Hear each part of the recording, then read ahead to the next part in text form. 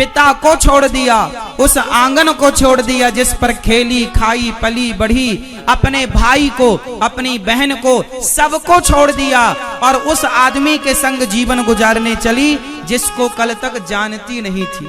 उसका स्वभाव कैसा होगा, व्यवहार कैसा होगा, कुछ नहीं पता। चल पड़ी और ससुराल में आते ही केवल माँ बाप नहीं छोड़ा, अपना नाम, अपना गोत्र, अपनी जाति त्याग दी।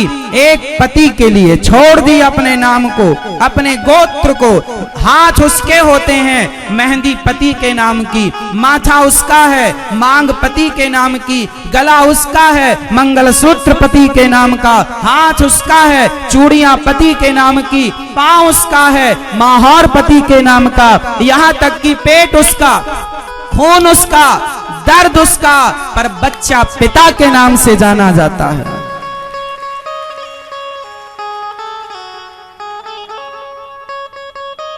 इसलिए स्त्री का त्याग और स्त्री का जो समर्पण है, यदि स्त्री की तरह किसी भक्त का समर्पण भगवान के लिए हो जाए, इसी जन्म में तुम्हें भगवान की प्राप्ति हो जाएगी। एक स्त्री का समर्पण पति के लिए, बताओ जितने पुरुष बैठे हैं, बताओ पत्नियों का समर्पण पतियों के लिए, पत्नियों का समर्पण पति के लिए होता है या नहीं हो? हाँ या ना? सबसे सस्ती,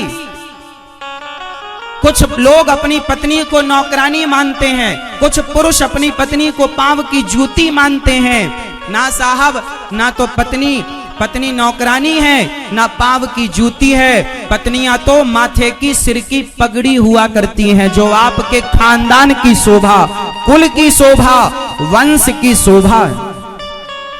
लेकिन कुछ पुरुष उसे पांव की जूती और काम वाली बाई समझे रहते हैं। तुम तो केवल काम करने आई हो, सो काम करो और चुपचाप रहो, कुछ बोलना मत। इसलिए हमारे समाज में हम सभी पुरुषों को चाहिए कि वो अपनी नारियों के त्याग को प्रणाम करें और समर्पण की भावना एक स्त्री के अंदर जितना त्याग, अरे एक संत, एक साधु के जीवन में इतना त्याग नहीं होता जितना त्याग एक स्त्री के जीवन में होता है।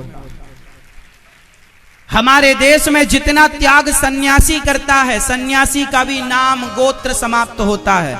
सन्यास लेने के बाद नारी का भी नाम गोत्र खत्म होता है। विवाह के बाद पति के गोत्र से जानी जाती है, पति के नाम से जानी जाती है। मतलब एक सन्यासी की जितनी इज्जत करनी चाहिए, उतनी इज्जत स्त्रियों की करनी चाहिए, उतना आदर, उतना सम्मान स्त्रियों का करना चाहिए। जितना त्याग सन्यासी के जीवन में है, उतना त्याग स्त्रियों के जीवन में है। पति का सुख वो अपना सुख मानती है, पति का दुख वो अपना दुख मानती है। तो बताओ भगवान के लिए समर्पण कैसा होना चाहिए? जैसे स्त्री का होता है।